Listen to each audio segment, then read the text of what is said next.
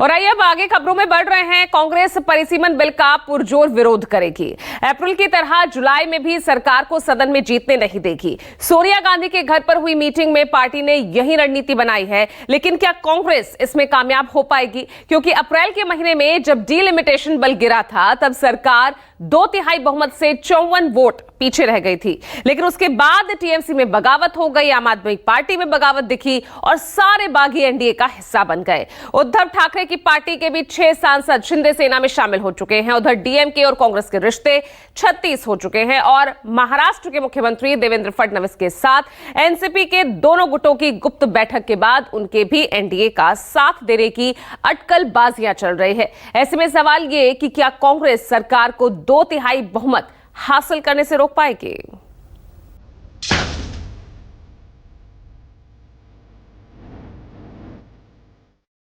सुनने को मिला है कि गृह मंत्री प्रयास कर रहे हैं परिसीमन विधेयक जो 17 अप्रैल को सरकार को 2/3 बहुमत नहीं मिला और काफी भारी हार हुई सरकार की, उस विधेयक को वो वापस लाना चाहते हैं। हम परिसीमन विधेयक का पूरा विरोध करेंगे, करते रहेंगे।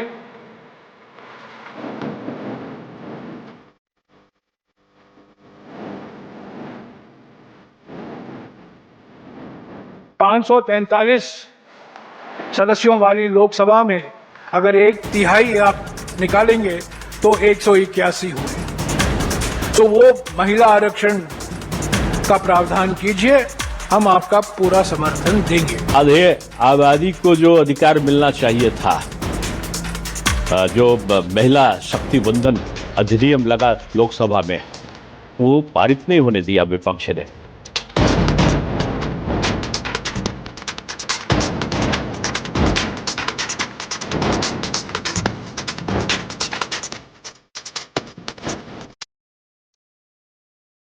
अब ये महिला आरक्षण अधिनियम होगा, पर महिला आरक्षण के नाम पर खतरनाक परिसीमन विधेयक लाया गया। पूरी एकता और एकजुटता से विपक्ष ने इसका विरोध किया। मेरी प्रार्थना है कि विपक्ष को सद्बुद्धि दे और नारी का जो महिला का जो अधिकार प्रधानमंत्री देना चाहते हैं उसको देने के लिए उनकी सकारात्मक भूमिका हो। ये बात सही है कि 17 अप्रैल के बाद गृह मंत्री ने 1-2 विपक्ष पार्टियों को तोड़ा है। ये संविधान का अपमान है। ये चालाकी से 2/3 बहुमत पाने में ढूंढने में लगे हुए हैं। ये चालाकी से और पार्टियों को तोड़ के 2/3 बहुमत पाना, ये संविधान का अपमान है। ये एक कलंकित 2/3 बहुमत होगा। हालांकि इनको 2/3 बहुमत लोकसभा में मिलने की कोई गुंजाइश नहीं है।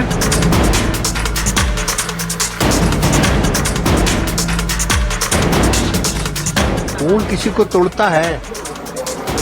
जो खुद असंतुष्ट होते हैं। जो लोग आज जैसे तृणमूल कांग्रेस से जो लोग निकले,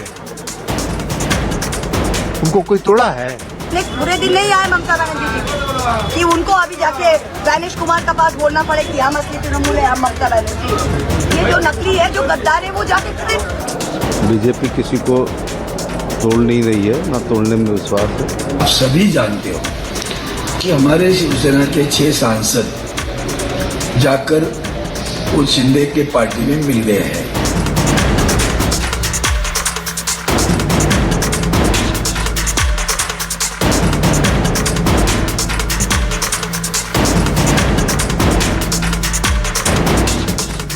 वो सर्वदलीय बैठक एक औपचारिकता है, वो बेमतलब की एक औपचारिकता है, जहां 35 नेता बोलते हैं, सरकार की ओर से 4 नेता सुनते हैं और 2 लोग जिनको करना है, 2 नेता वो करते हैं।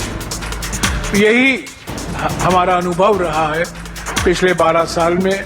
पार्टी मीटिंग 19 तारीख को है। सदन हर बात का जवाब देने के लिए तैयार है। लेकिन जिस तरीके से कांग्रेस का बयान आ रहा है तो वो सदन नहीं चलने देना चाहते। नीट पेपर लीक, चढ़ावा चोरी, महंगाई, बेरोजगारी मुद्दे बेशुमार हैं, लेकिन विपक्ष की आशंका डिलिमिटेशन पर सरकार की तैयारी।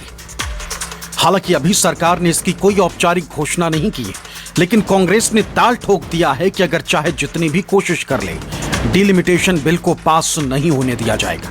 जैसे 17 अप्रैल को विपक्ष ने सरकार को हराया था, मॉनसून सत्र में वैसे ही एकजुटता दिखाएंगे। किसी भी सूरत में परिसीमन विधेयक को पास नहीं होने दिया जाएगा। ये बात सही है कि 17 अप्रैल के बाद गृह मंत्री ने एक दो विपक्ष पार्टियों को तोड़ा है। ये संविधान का अपमान है। ये चालाकी से 2/3 बहुमत पाने में ढूंढने में लगे हुए हैं। ये चालाकी से और पार्टियों को तोड़ के 2/3 बहुमत पाना, ये संविधान का अपमान है। ये एक कलंकित 2/3 बहुमत होगा। हालांकि इनको 2/3 बहुमत लोकसभा में मिलने की कोई गुंजाइश नहीं है। हम विपक्ष पार्टियों के साथ संपर्क में हैं। राहुल जी संपर्क में हैं, हमारे कांग्रेस अध्यक्ष मल्लिकार्जुन जी खड़गे जी भी संपर्क में हैं, सभी पार्टियों से जिन्होंने 16 और 17 अप्रैल को परिसीमन विधेयक का पूरा विरोध किया था। दरअसल संसद के मॉनसून सत्र में मोदी सरकार एक बार फिर सबसे बड़ी परीक्षा के लिए तैयार दिख रही है।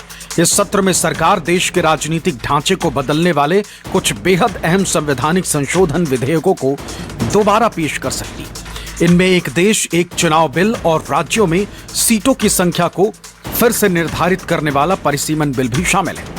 जाहिर है इन संविधान संशोधन बिलों को पास करने के लिए 2/3 बहुमत की जरूरत होती है, जो पिछले सत्र में टेढ़ी खीर बन गई थी। अप्रैल के महीने में सरकार ने महिला आरक्षण बिल के लबादे में लपेटकर डिलिमिटेशन बिल पेश किया था, लेकिन सरकार 2/3 बहुमत के लिए जरूरी 352 सदस्यों का बहुमत नहीं जुटा पाई।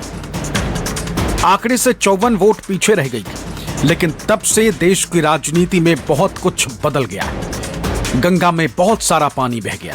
बंगाल में ममता बनर्जी की हार के बाद टीएमसी के 20 सांसद बागी बनकर नेशनल सिटीजन्स पार्टी में शामिल हो गए, तो उद्धव गुट के 6 सांसद शिंदे सेना में शामिल हो गए। यही नहीं, हाल ही में महाराष्ट्र के मुख्यमंत्री देवेंद्र फडणवीस के साथ एनसीपी के दोनों गुटों की गुप्त बैठक हुई और सुप्रिया सुले के सुर बदल गए।